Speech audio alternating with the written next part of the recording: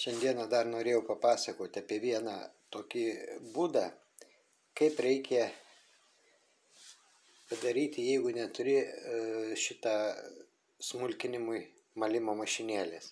Malūnėlio smulkinti tabakui. Tai va šiandieną pažiūrėkit, kaip galima paprasčiausiu būdu. Visiškai grinai sausai išdžiovintą tabaką sudedam į indelį, jį suspaudžiam rankom, trinam. Taip. Viena yra didžiausia problema tai, kad kada jūs sutrinat, šiaip tai kišimui į tubas, tai yra į cigaretės, yra šitas būdas beveik ir yra geresnis. Na tik tai biškai gal prarandam, kiek daug atsiranda smulkaus. Ir va šitaip rankom grinai sutrinam va tabaką, pavartom.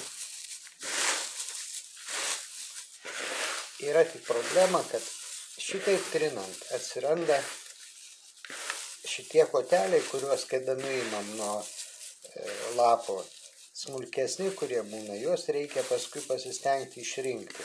Ir va taip su pirštais grinai va imam po biskį va ir sutrinam. Šiaip tai į cigaretės kišti beveik ir geriau. Smulkinant daugiau tinka į pypkės, nes cigaretės biški jos bet koks malūnėlis jis per smulkiai sumala. Ir biški, nepatogu rūkyti, jeigu cigaretės, o į pypkės labai gerai tinka. Tai va, o šitas, va, kada taip va sutrinė, jis gaunasi truputį va stambesnis. Ir tokiu atveju į pačias cigaretės kišti yra daug geriau. Geriau laikosi. Va, pamaišom, paieškom, ar dar yra tokių, va. Kad ir lieka biski toksai vienas kitas stambesnis, nereikia nieko bijoti, va. Matot, kaip gaunasi puikiai ir be jokio smulkinimo. Ir greit ir jo.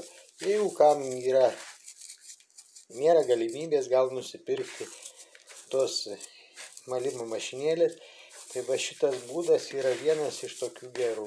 Va, tokį va vieną indelį pasidarius, kaip tik gaunam tiek.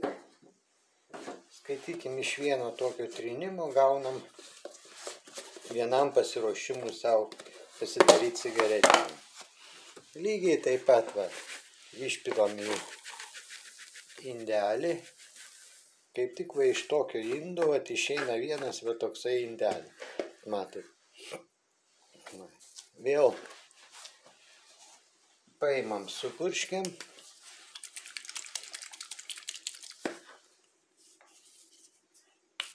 Vienas, du, trys. Čia jau reikia stebėti. Kartais nevienodai susipurškia, tai paimam, vėl darom, išmaišom.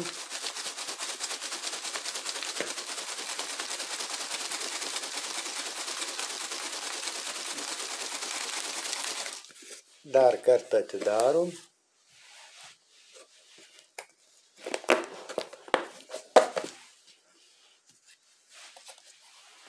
Ir va,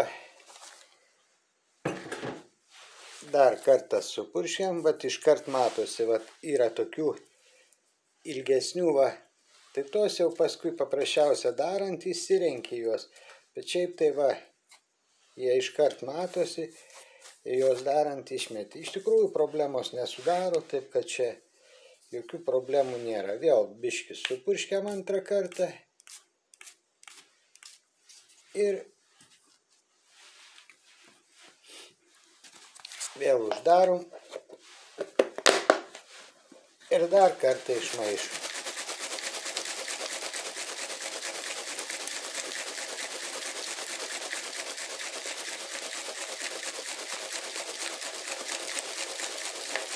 Kada gerai išmaišom, reikia nepamiršti, kad reikia padėti geriausia kažkur šiltoj vietoj, kad maždaug valandą laiką pastovėtų.